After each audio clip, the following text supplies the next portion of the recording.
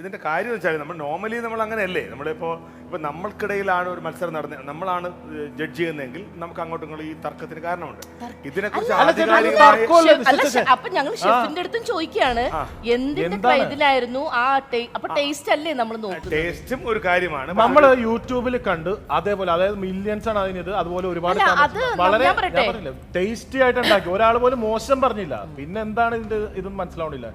ഒരു സാധനം പോലും അതിന്റെ മേളിലേക്ക് ഒന്നിന്റെ ടേസ്റ്റ് പോലും മേളിലേക്ക് അങ്ങനെ നിൽക്കുക, അല്ലെങ്കിൽ അയ്യോ അതിന് ഇത് തോന്നിയിട്ട് അങ്ങനെ ഒന്നും ആരും ഒരാള് പോലും പറഞ്ഞില്ല. അപ്പൊ ഇതിവിടെ എത്ര പ്രാവശ്യം വന്നിരിക്കും, 2 ഫസ്റ്റ് 2 സെക്കൻഡ് ഒക്കെ വരാല്ലോ.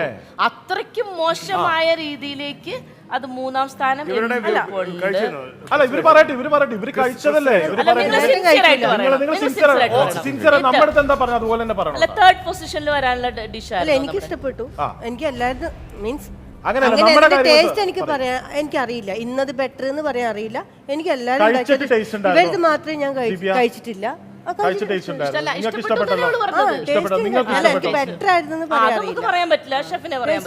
ഓരോന്നും ഓരോ ടേസ്റ്റ് അല്ലേ. ഇപ്പൊ ചിക്കന്റെ ആയതുകൊണ്ട് ആ ഒരു ടേസ്റ്റ്, ചേച്ചി ഫ്രൂട്ട്സിന്റെ ഉണ്ടാക്കിയോണ്ട് ആ ഒരു ടേസ്റ്റ്. പിന്നെ അതിന് അങ്ങനെ പറയാൻ പറ്റിയ ഒരു മിസ്റ്റേക്സ് നമ്മള് കഴിക്കുന്ന ഓരോ നാടിന്റെ ഓരോ ടേസ്റ്റുകൾ ഉണ്ടല്ലോ. ഇത് ഇന്റർനാഷണൽ ഒന്നും അല്ല.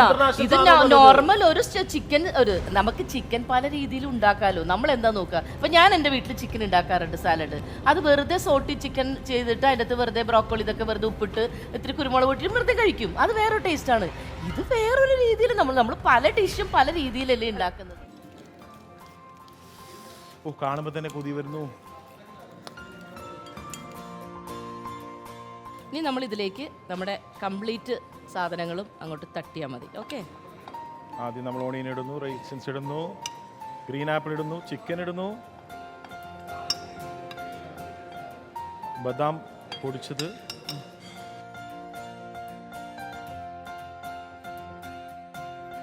അപ്പം നമ്മുടെ ഇതേ സംഭവം കഴിഞ്ഞു കേട്ടോ. ഈ ക്രീമിലൊന്ന് ഇതൊന്ന് അങ്ങോട്ട് പെരട്ടിയെടുത്ത ഓക്കെ.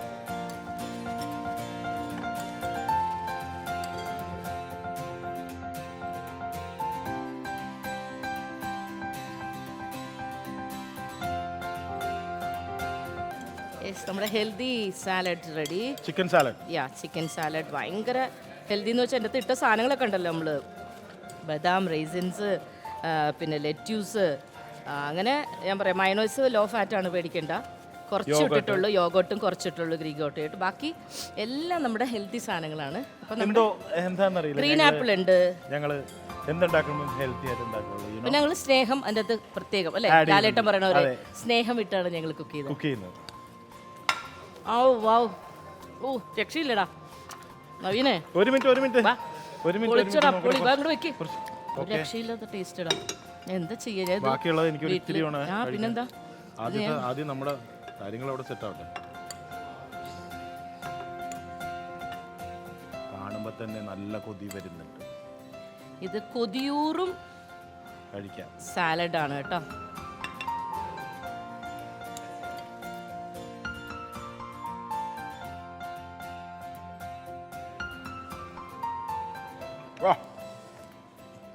കിടുക്കാച്ചി ടേസ്റ്റ്.